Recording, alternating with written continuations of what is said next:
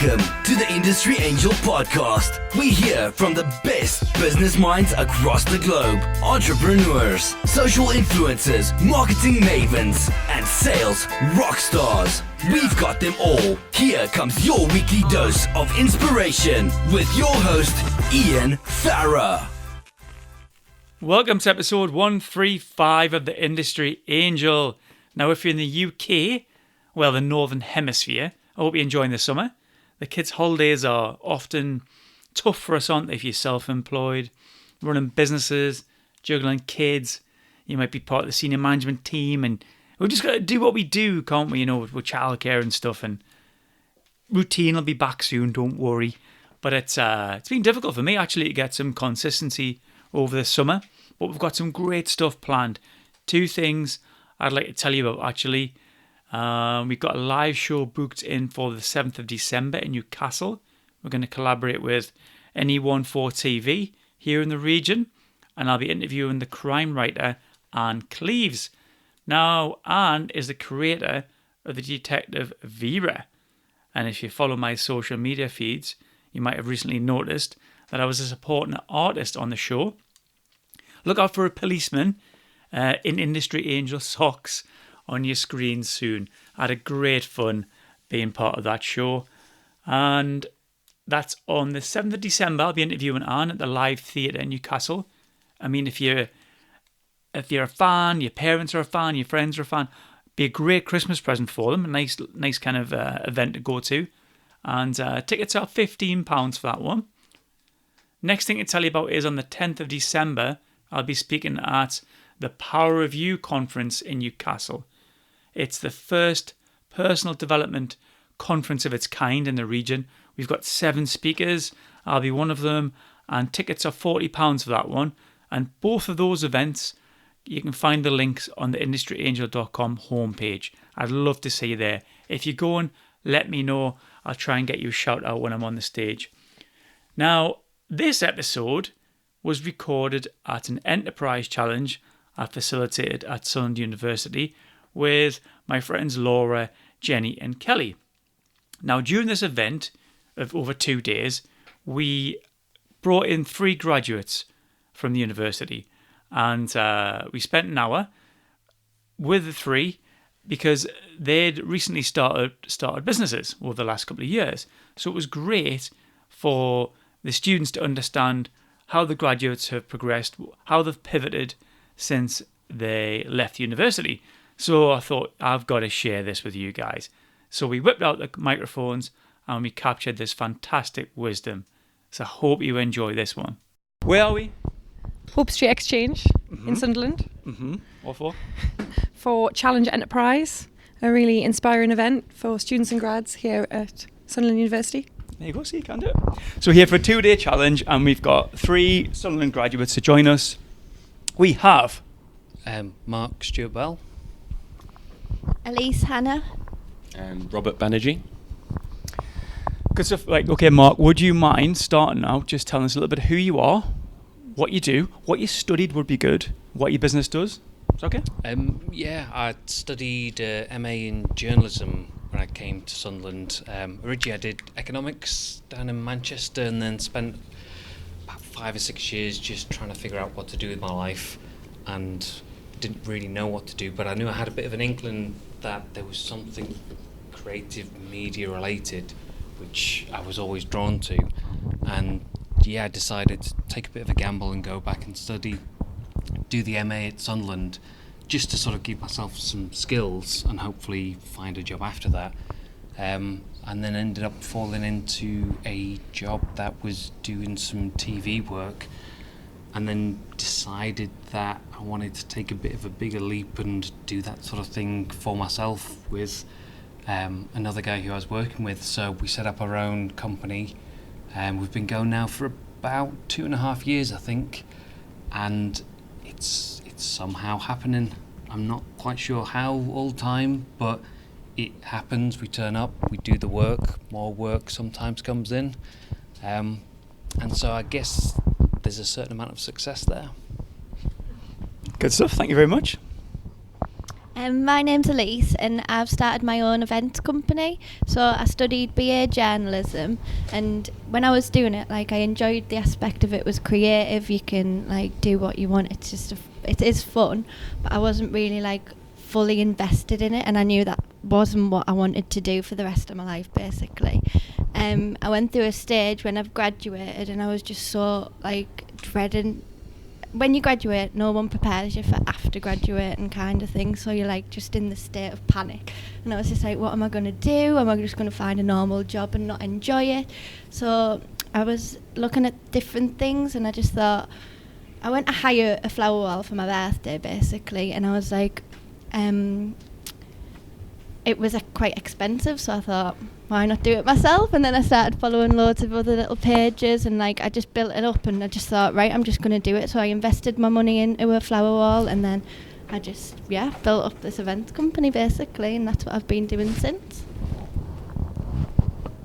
And my name is Robert. I studied criminology at Sunderland University, and when I graduated, I had actually met my girlfriend who lives in Sunderland.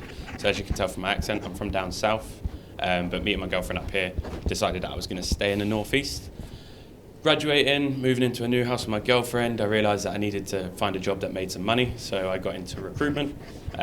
Worked in recruitment for about 1.5 years, and similar to the gentleman over here, after about 1.5 years, I looked at what I had done in that 1.5 years, looked at the amount of money that I was making in the company that I was working for, and the entrepreneur in me just questioned, why can't you do this for yourself? So after that, I partnered with two ex-clients of mine. They were clients that I worked with that were based in Sweden. They're actually part of an investment group that invests into AI, digital and immersive technologies, which is the areas that we recruit. So partnering with them guys meant that we were given a list of clients that we could naturally start working with, which meant that I was able to hit the ground running. So yeah, we've been in business since last August, coming up to a year in business, and we are moving into a new office space on the 1st of August, and hopefully growing to about 8 people by the end of the year, with any luck. Thanks, Rob. Elise, how long have you been in business for? I've been in it since, I registered in November, but I didn't actually fully start till January, so. Of 2018? Or 2019. 2019? January. So, okay, wow. That's right, isn't it? So, Mark, you're the one that's been the longest. You're the veteran of business. I 2.5 suppose years? so. 2.5? Yeah, something along those lines. So, talking about cash flow, thinking about cash flow, and I know exactly. Are you there now, or do you still wake up in the morning thinking, how am I going to pay myself next month and the month after, or are you fine? If you don't mind us asking. No, I don't mind you asking at all, because it's. I've just discovered the business overdraft recently. Okay. I'm one of those people who, the simplest way of saying it is I'm tight. I don't like to spend money because I've never had heaps of money, but I've always been super tight going on, money saving expert, things like that, and trying to be really sort of savvy about everything like to do with finances. And so when it came to the business, I was really scared about the idea of taking out credit cards or loans or different things like that, because I wouldn't do it for myself, and I figured, well, don't do it for the business. But as we've gone on, we've sort of encountered the inevitable things of people not paying on time or paying a bit later, or the sort of creep where jobs end up taking a bit longer than the deadlines were. So what we anticipated the date of getting the money wasn't actually what it turned out to be. And so yeah, as we've been sort of figuring out those teething problems, we've had the choice a lot of the time between, do we buy a bit of equipment that we need, do we pay ourselves, do we go without, all the different options that you could have. And then recently we've got around to the thinking now where firstly we're looking at taking staff on, and so myself and my business partner aside, we can sort of happily go with, well, not happily, but we can go without. But if we take somebody on, we obviously have a responsibility to be able to pay them. But also the bigger and bigger contracts that we're doing, they have longer time in between signing the contract and then getting paid. They need bigger, fancier, more expensive equipment. So just making sure that we've got that bit of money spare if we need it is is vital now. So yeah, I think we definitely haven't figured out cash flow, and I'm not sure when exactly we will figure it out, but I feel at least we understand a lot of the mistakes we've made, and hopefully won't make them again too many more times. The reason I bring it in, cash flow, you only need to run out of money once for a business, and you go pop. And I think it's something you really got to keep your eye on. And I know sometimes for myself, you kind of deliver, and then you stop and you think, oh, I've kind of fell off a cliff here with work, and then you start hustling, looking for leads again, and you get in these bell curves of delivery. Rob, Mark had a great point there about payment terms. There's a friend of my show here, Tony Robinson. He pushes a lot for people to pay in 30 days, especially some of these large corporates. I don't know if you ever work for any, but they end up being like 60 days, and then they're late, and then you've got to chase, and then 60 becomes 70, and then 80, and it's not very good for a small kind of micro business or an SME. So, asking you, Rob, do you find that payment terms can be? Yeah. So I normally actually push for 7 days. Okay, I great. push for 7 days because if you get a pushback, then you can always work with it. But I'd say 70% of the time, a lot of clients are happy to pay within 7 days. So I always push for as shorter payment periods as possible. Like you say, when we work with more enterprise style clients, when they're 500 people or more, there's a lot more that comes into paying a recruitment company. It's not just the CEO transaction to me, it has to go through all the HR departments and stuff. So they tend to ask for longer payment periods, maybe up to 30 days. But yeah, I would rarely go above 30 days. Only once so far did we have a client not pay the invoice, and luckily for us in the recruitment industry, like many industries, we were able to sell that invoice to another company. So the client didn't want to pay. The invoice was around £18,000. So we sold that invoice to another company for £12,000. We got our money, and then it was their job to chase that client, and we never worked with them again. So there is times where you have to kind of cut your losses. You say, okay, well, we are losing a bit of money, but at least we're getting the 12 grand in at this point. But yeah, other than that, I try to keep my payment days as short as possible, just to avoid any of them occurrences later on. Interesting stuff.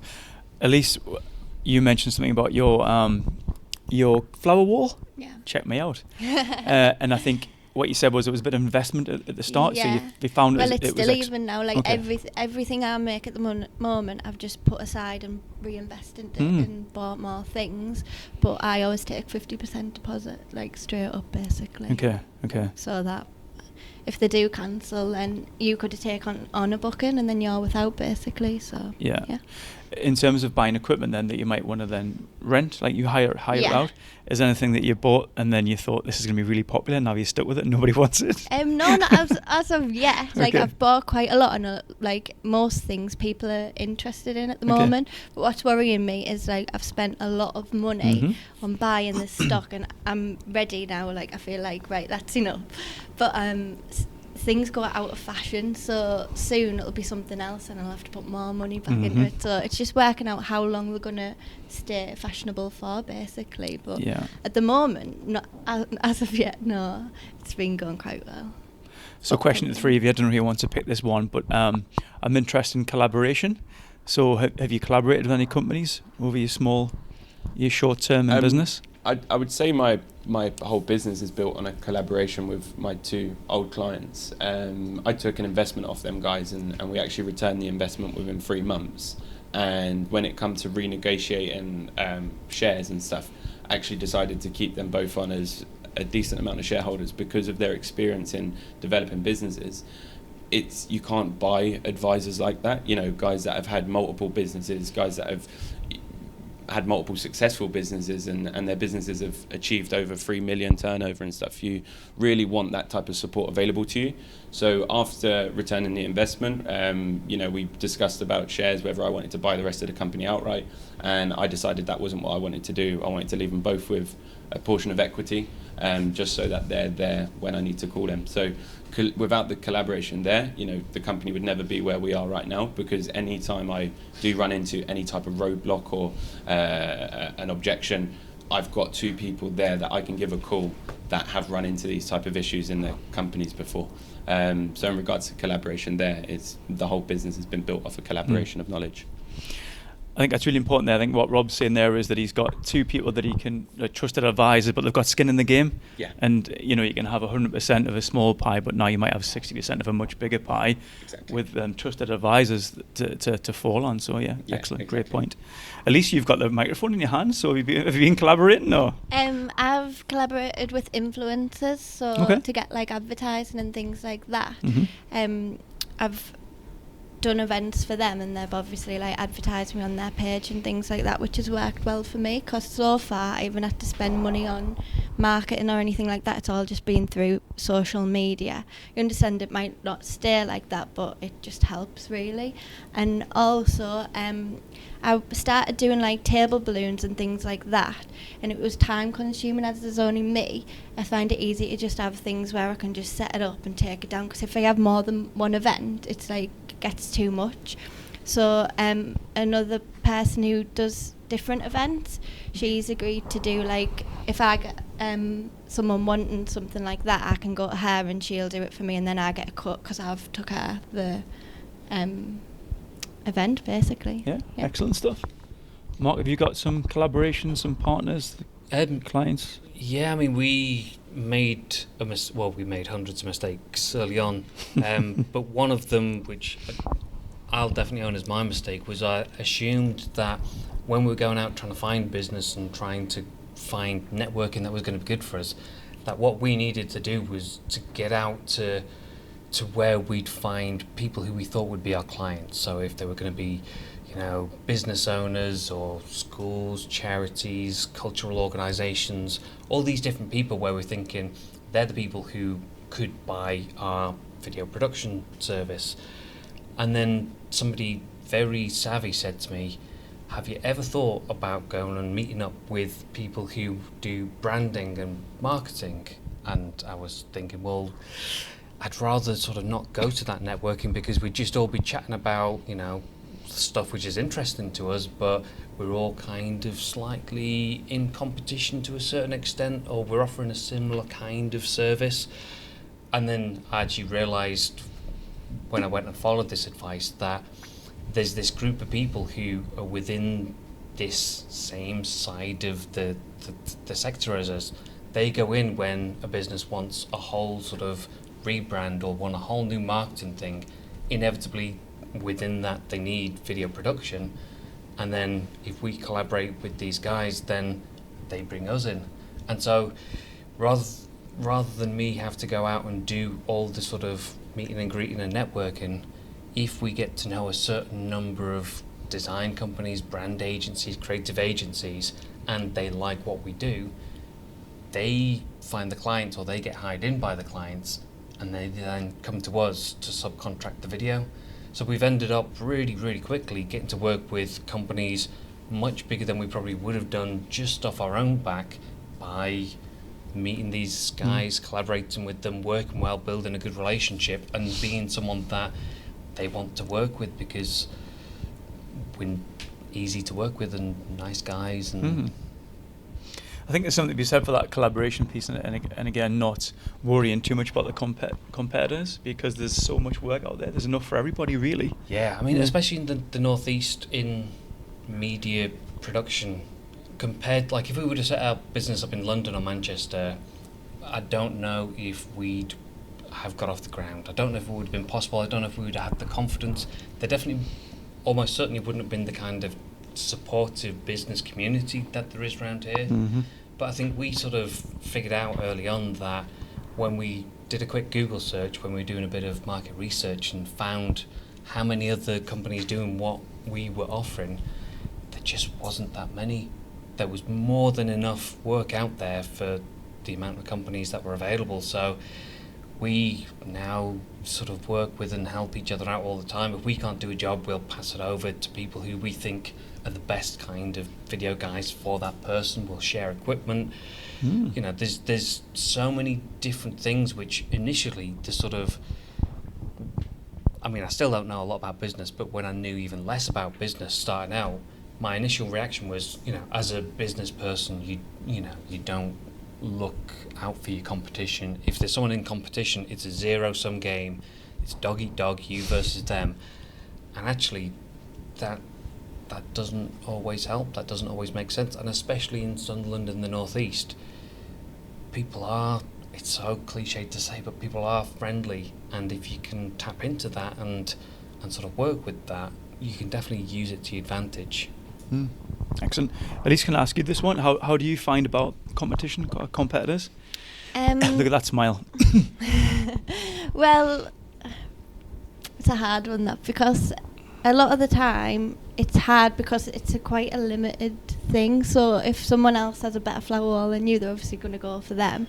But at the moment, it's just, well, I started one in Hartlepool, then someone else has started one in Hartlepool, so I feel like it's like people like jump on it straight away. But if you're established and people want you, then it's not really an issue, is it? And like I said, if I don't have something and someone comes to me, then I'm more than happy to say, oh, I know these and they've got it. Because at the end of the day, people are nice and they want to help you.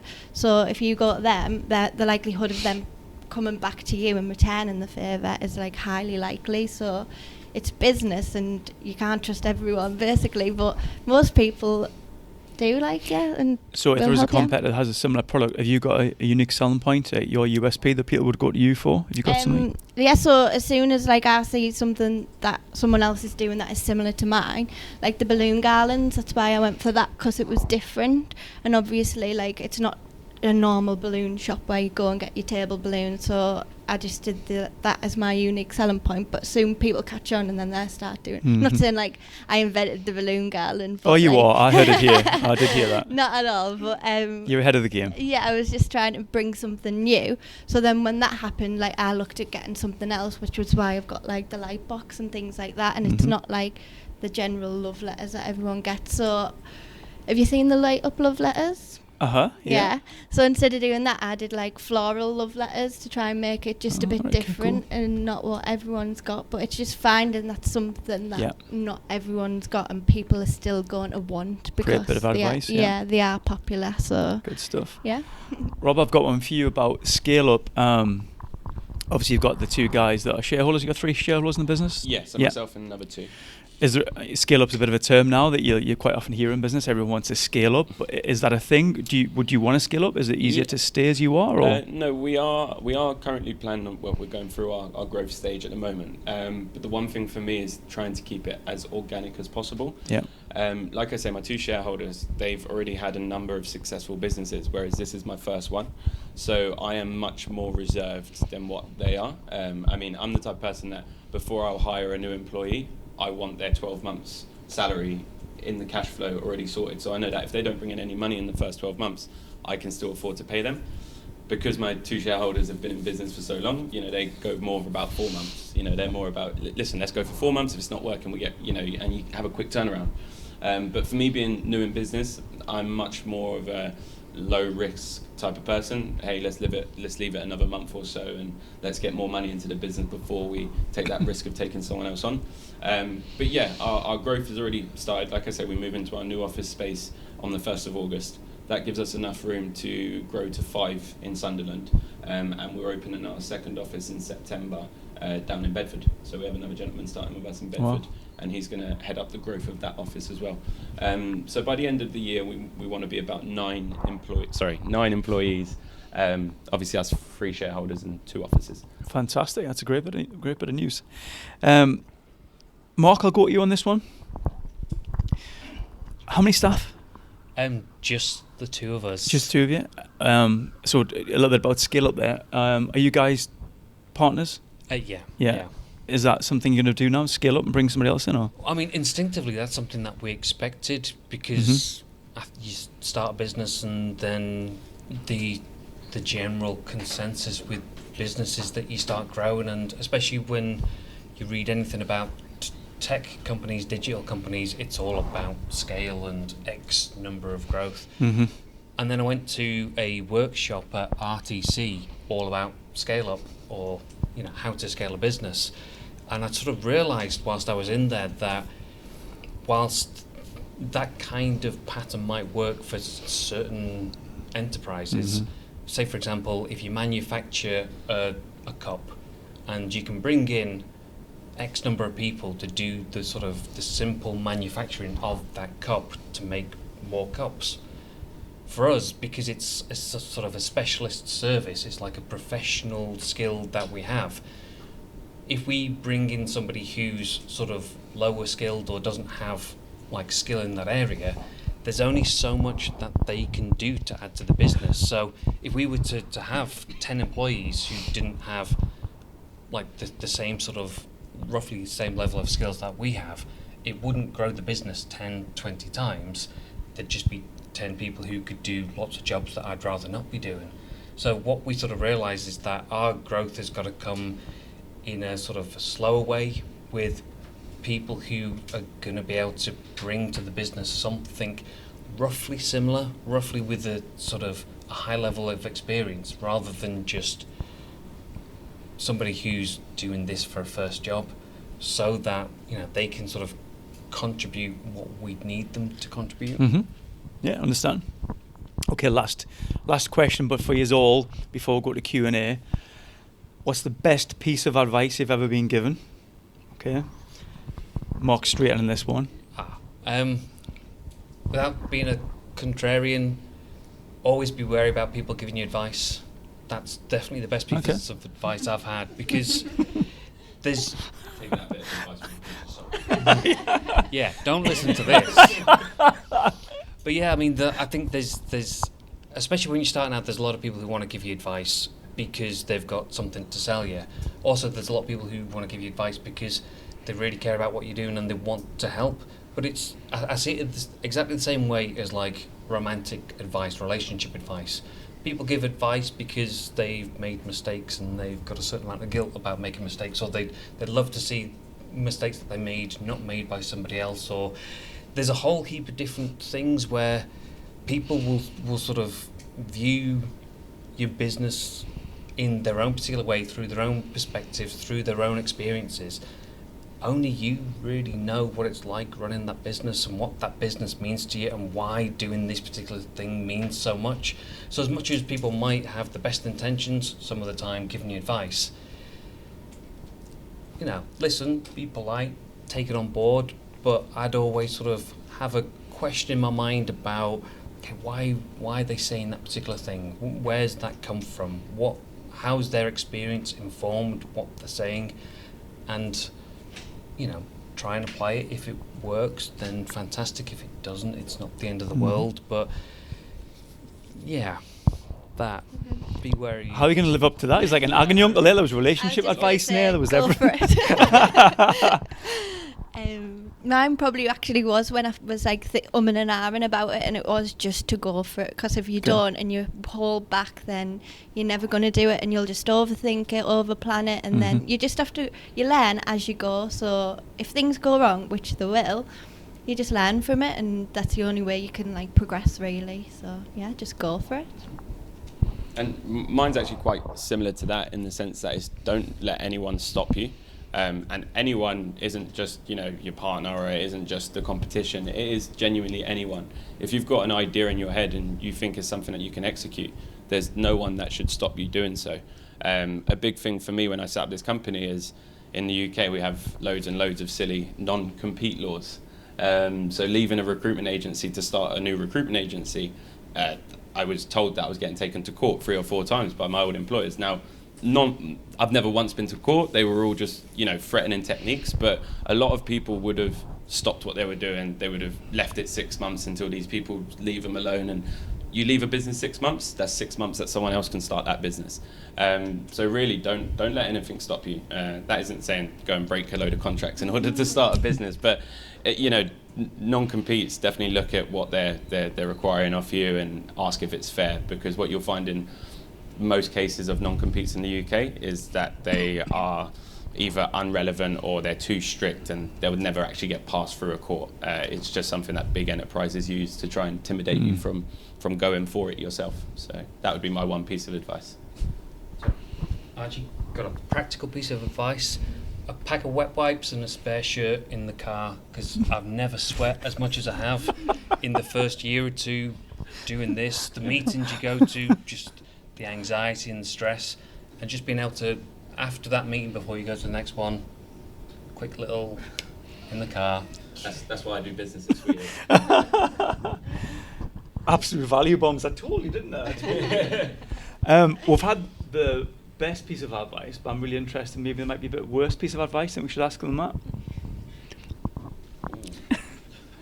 Last one. That's a little tougher. It is a bit tough, isn't it? Best piece of advice. I think, Mark, you kind of answered it really when people are trying to give you advice but they don't really understand the whole, the full story, the whole picture. But I think you give a really good answer to that, where just take it on board, but, you don't necessarily have to execute on their advice, but you just take it on. You kind of answered it there. I mean, one of the things for me is that, friends and family were very wary about me taking investment, but that's because when you leave university, a lot of people don't actually understand what it means to take investment. A lot of people don't understand the difference between having an investor and taking out a business loan. So I think that was one of the things for me, is a lot of people said, well, are you ready to take 15k worth of debt on, or are you ready? Well, actually, no, I've pitched the company, I've pitched the potential of the company, and I'm not taking a loan, I'm selling a percentage of the company in order for what it could be in 2 or 3 years' time. Yeah. So I did have a lot of people tell me that investment's not the right way, try and save until you get to that point. But sometimes if you've got an idea and it can be executed, time's not on your side. You can't leave it 6 to 12 months in order to save some money in the background in order to be able to take that risk. Sometimes you just got to go for it and deal with the consequences after. Excellent. So. Well, Elise has now got one in her head.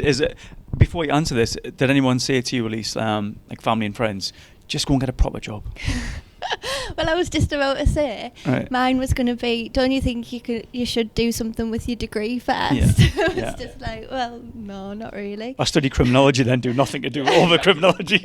Yeah, well, I did journalism, and well, in a way, it's like taught me how to market and things like that. Yeah. I've done journalism, but I can't speak proper English.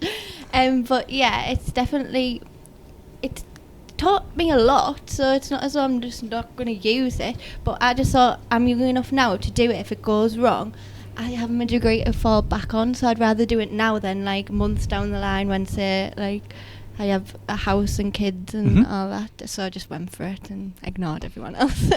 Yeah, I think that's been your strapline for today, is just go for it. Yeah, just go for it. Just get it done. Wing it, yeah. Yeah, what's the worst going to happen? You're going to have to go and get another job. Yeah, exactly. And I enjoy doing it so much, so I would hate to be stuck doing something that I don't enjoy doing. And it is a lot of work, like, don't get me wrong, but it doesn't feel like work because you enjoy what you're doing, basically. Yeah, perfect. Good stuff. Okay, then we'll take some questions from the floor. Is that all right? So has anybody got any burning questions I'd like to set us off with? Okay, good stuff. Would you like to tell us who you are and your question? Hi, I'm Almer. My question is for Mark. You said you're running your business, you're just two of you. And I'm just wondering, like, since you're only two, how are you dealing with the marketing or the finance side of your business? Are you paying for like private consulting, or are you doing it yourself? That's a really good question, because we started out trying to do absolutely everything ourselves, and the more time's gone on and it's felt possible to get somebody else to do some of those things, then we've started considering the idea of paying somebody for different services. I mean, an accountant is the one thing that we sort of splurged on, I guess you could say, early on. But other than that, we just used up every hour that we could stay awake trying to do these things. And for me, this is not advice, but for me, I sort of feel like there's so many different things that you can learn by doing some of the basics of all these different things. Yeah. So I know previous jobs where I've worked where people have been really resistant to do things like health and safety risk assessments or spend time on insurance. And as geeky as it might sound, but things like that are places where you can actually learn a lot of things about what you need to know about the business. There's questions that they ask you as you're going through. I've been doing the environmental policy for the business today, and there's so many things where you think, oh, actually we don't do this thing, and it never occurred to me. And there's so many things that you don't know because you're just trying to do the job which you're good at and handle as much of this other stuff as you can. So yeah, I definitely found that doing some of those things early on ourselves taught us so many things about the business and allowed us to find out so many things that we didn't know yet, and I don't know how we necessarily would have found out otherwise. Thank you.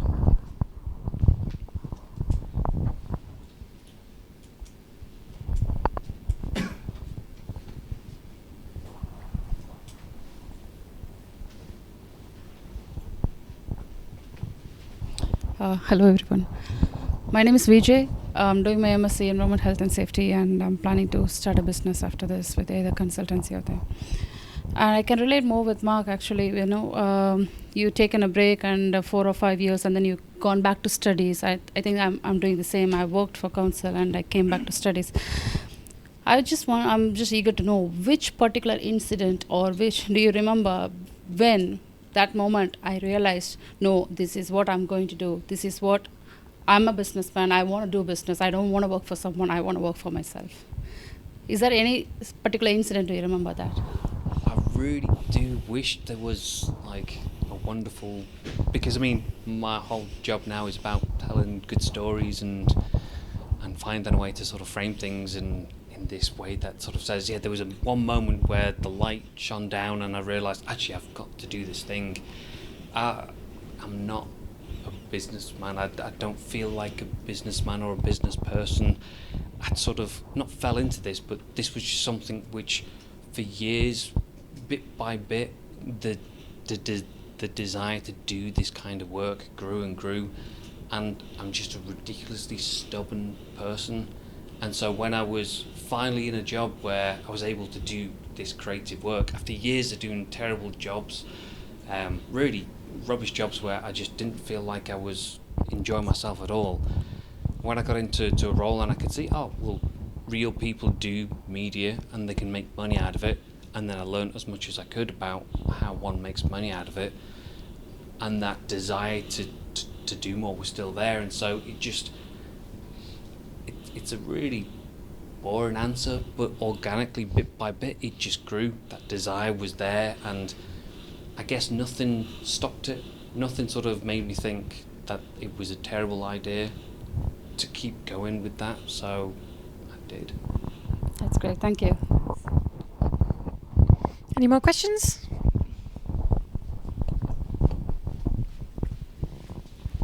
Hello, my name is Chia. This is an open question to all the panelists. So I was just wondering, with the current economic changes globally, do you feel each of your businesses are sustainable, and what measures have you taken to ensure that you can? Yeah, so obviously we're a British-based company that do all business operations in Sweden. So the word Brexit is very nerve-wracking to us in general. As it stands, we shouldn't face any issues because we don't sell a product, we sell a service. So as it stands, we shouldn't be affected by that particular economic change, should we say.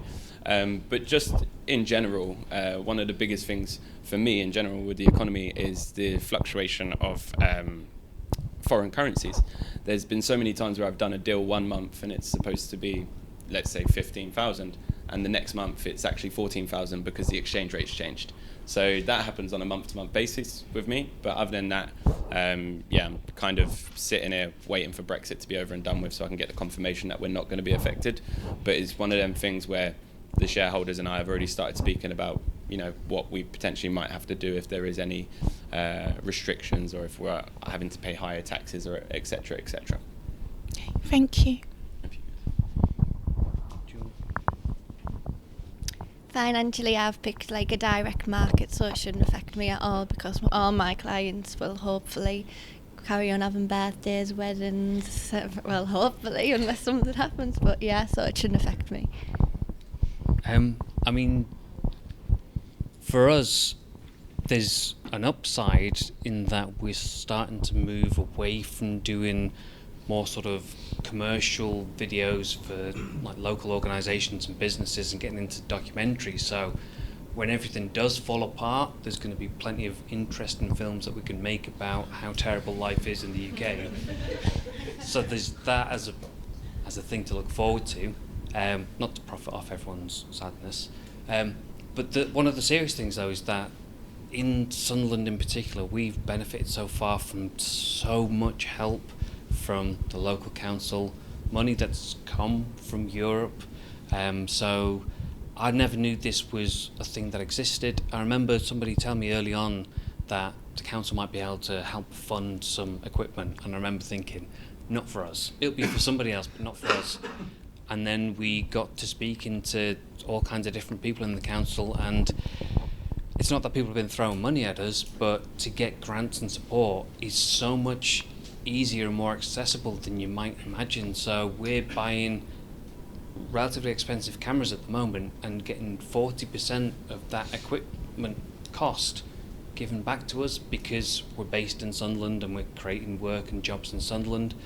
So the fact that something like that could start to disappear it's tragic, really, because it's made such a difference for us and helped us accelerate and sort of do more and buy more than we ever would have ordinarily. So if that starts to disappear, then I worry about other newer companies as they start to come up and grow. I think I'll just pick up on the financial point. I think the B word, you had to say it, didn't you, the Brexit thing. What I've noticed with businesses is that they've just started to now decide it's business as usual and forget about it, because we've been sitting in limbo for so long. I think this last sort of 2 or 3 months, people are just like, right, okay, let's just get on with it. But if you think about what happened in 07 and 08 with the financial crisis, I had a lot of clients who were in oil and gas, for instance. And I think the key with business is to not put all the eggs in one basket, have a number of different revenue streams, and try to have a number of different market segments. So should one feel the pain and the impact, then the other ones should still keep your business sustained. Okay.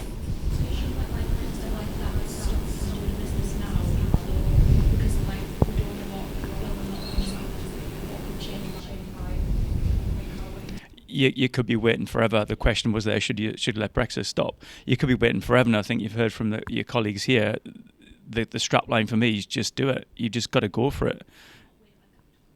You could wait. There's never a good time, and I've had friends, even through life, have said, like, next year I might get married, we'll go to Australia first, and then we'll have a kid, and actually I'll just save up first, and then I'll start a business. You know what it is? There's never a good time to do any of those things. Just do it. And if you think about when they originally said that Brexit was going to take place, if you have been waiting since prior to that date, you've already let 2 years almost go past, and that's 2 years worth of business where other people who did have the minerals to say, I will set up a company whilst this is all going on, they've gone out and they've won them clients, they've won that business.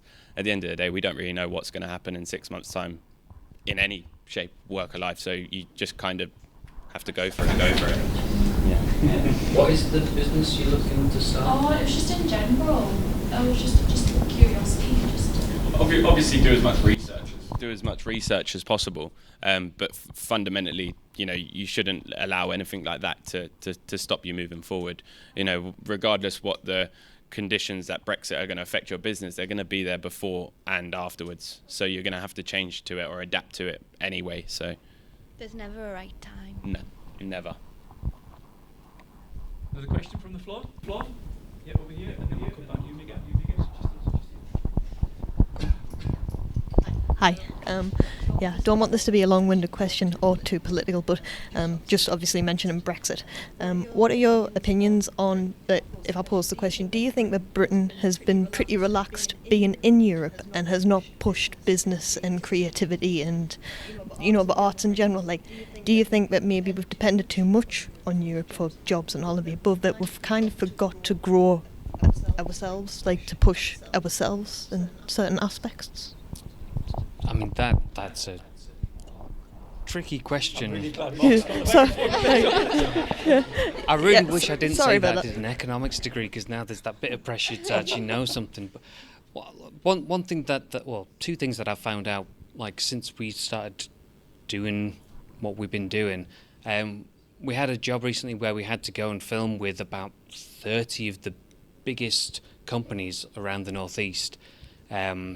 Just a bit of a showcase for the region, and inevitably everyone ends up chatting about that, and there's a lot of people there who are obviously worried about a lot of specific things that there's uncertainty with, but at the end of the day, you know, they're not about to uproot and just disappear until they know exactly what's coming down the line, and they've gotten to be as big as they are because, like Ian was saying, they've diversified. They've not just sort of stuck all their eggs in one basket.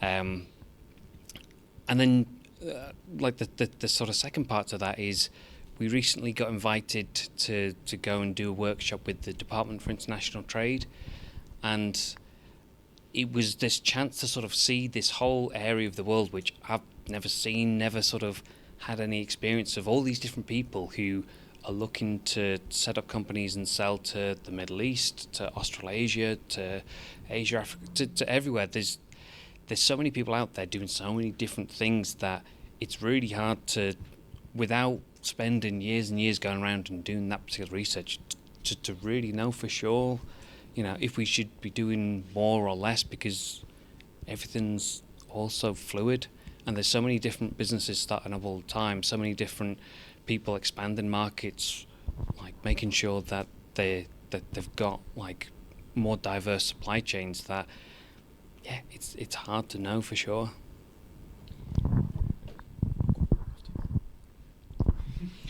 I was just going to say, it's interesting what Mark says there about Department of International Trade. I think one thing that I learned quite a lot about was going on market visits overseas. Even though I wasn't going to trade that much overseas, I learned a lot from being overseas, so in the Far East and the Middle East, and going on these market visits. I just learned so much. So when I came back here to start a trade, it felt a bit easier, because when you put yourself out of your comfort zone in one of these really difficult business environments, like when I was in China, for instance, and the culture is much different to ours, or in the Middle East. You come here and it feels much easier because we're British and we're just a bit more reserved and conservative and we don't say these things. But when you've been pushed outside your comfort zone by some real business rock stars, you know, you learn a hell of a lot. So even if you weren't going to trade overseas, try and experience and jump on anything you possibly can to bring yourself on, not just your business. Mika, did you have a question? So this question is for Martin. My name is Mika, and I'm a creator as well. I'm into photography and video. Do you have any tips, like how to build a portfolio, how to start to build a portfolio out there to sell my work afterwards to companies or brands? Should I work for free for charities? I don't know. See, that's tricky. I mean, we've been offered a couple of times for people to come and work for us for free, and some would argue that we probably should have taken it because we would have had free labour, and the people were saying they were willing to do this with another university, not University of Sunderland. The university were even encouraging that idea.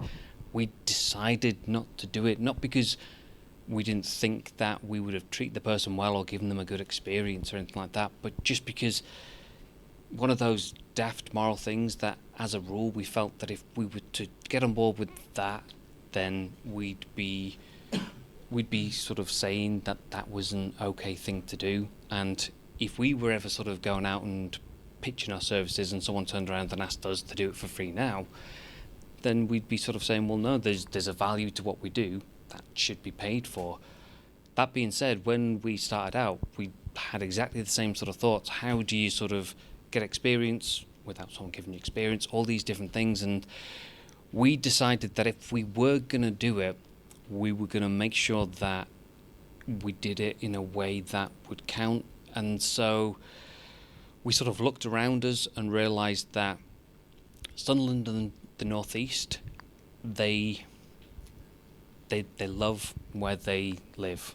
They love everything about the place. They're very supportive of companies that are sort of growing up in the area. They love to sort of see themselves on screen or see nice pictures of the place, because people from outside the region don't provide them with that. They don't get on the news. They don't have films made about them. So we got asked by some of the traders down at the seafront if we'd do a little bit of work for them to help them out. And we thought, okay, well, that's maybe an excuse for us to go and do something where we can show off all of our skills in making a video for Sunderland and the seafront. But it felt like that was the right thing to do, because we sort of calculated that if we make a flashy video about Sunderland, then half the city would share it because they'd be so proud and so glad to see this thing that never gets seen, to be celebrated, or to be represented in a way that it's never represented. So we did that, and from that ended up getting one of the biggest jobs that we're still getting people come and like give us work for because they've seen that one particular job. So there's no simple answer, and it's definitely all to do with what you feel you can do and afford. But if you ever were considering doing that, I'd say you've got to make sure that you know you're going to get something really solid out of it, that you've thought through, okay, this has got to have a consequence to it. I might not be paid, but I might meet someone, or my work can be seen, and then from that, like, getting more work in the future. Yeah, if it's you know, let's say you were really interested in fine art and someone was asking you to do commercial stuff, then that doesn't make sense. But if it was you wanted to get into a particular sort of clothing brand, there was a local clothing brand that couldn't really afford your services, but they were going to give you enough creative freedom that you could do something, and then that was a calling card. At that point, then it's you're using this organisation to a certain extent, because they're going to share the work that you make. They're going to give you all the clothes to go and film. They'll probably give you a space to do it in. So if the transaction works, then it works. Okay, thank you. Okay, we've got time for 2 more questions. I've got a question. This is just to all of you, in terms of what the biggest challenge was so far in your journey, in terms of starting up your business. Probably managing the workload. You don't expect to take on as much, but in a bigger company, you have other people doing different jobs, but when there's just you, it's a lot. So you have to be able to manage everything, like be organised. I'm very not an organised person, so that was really hard. And just having people take you seriously, like as I'm only young, like a few people have said to me, oh, is this like your parents' business, and your parents give you the money to start this, and I'm like, no, and that's quite intimidating and upsetting really, but yeah, so just being organised and yeah. I would say one of the biggest challenges I faced was at the beginning of this year. And I hired a recruitment consultant who had a good amount of years experience, and I'd worked with him before, so I kind of trusted him on a personal level. And I kind of just assumed that he would put in the same amount of work ethic as what I do. And that's one of the worst assumptions that you can make, because at the end of the day, he doesn't own the company, I do. And although he's getting paid the same salary as what I would pay myself, you know, I still own a portion of that business. So I still take that extra bit of pride and that extra bit of care and behind the brand values. So I'd say that was a big mistake for me, is just assuming that everyone that you employ is going to match your level of work ethic. Of course, you have to be the one to motivate them to get out of the job the most that they can. But fundamentally, it's still your business. So therefore, you are going to be the one who's staying the extra hours. You are getting in before everyone else, and that's just the reality of it. I definitely think one of the big things that stood out early on was trying to figure out how you put a price on what you're worth, on what your service is. We're still trying to figure that out now, and it's pretty much just a negotiation between you and the person standing opposite you, what they value your work to be, how much they can afford, and what you value your work to be.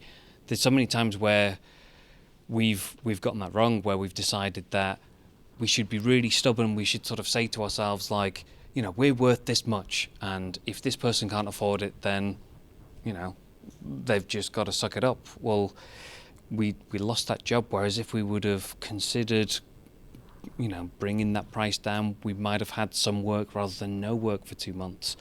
But I mean, figuring that out is impossible. But I think the genuinely biggest challenge is all to do with trying to get that mental resilience, because you're going to make so many mistakes and you're going to be rejected a lot of times. You're going to want to get certain jobs, or you're going to want to have people make certain orders, and you put so much into it and they don't give you the job, they don't give you that order.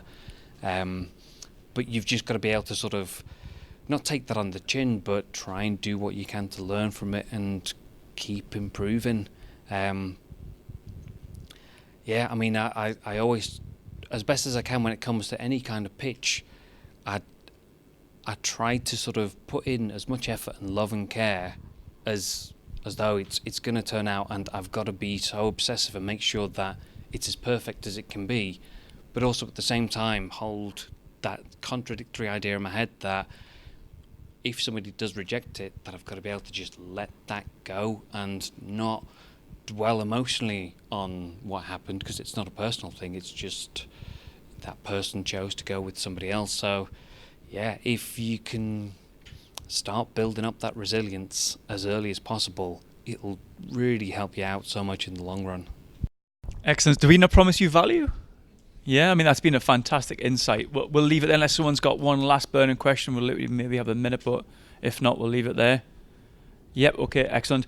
So if you wouldn't mind showing your appreciation to Rob, Elise and Mark. Guys, thank you so much for joining us. Cheers. I loved hearing that back again. Now, if you're a graduate or you're currently studying, or you might have a son or a daughter or a friend, be sure to share this episode with them, because it just shows you what can happen in the future, how you can pivot. You just never know what's on the corner. So thanks so much for everyone that was getting involved in that from the university. I hope you enjoyed it. Be sure to let me know your feedback. So until next time, I'm Ian Farrer. This is the Industry Angel, and thanks for listening.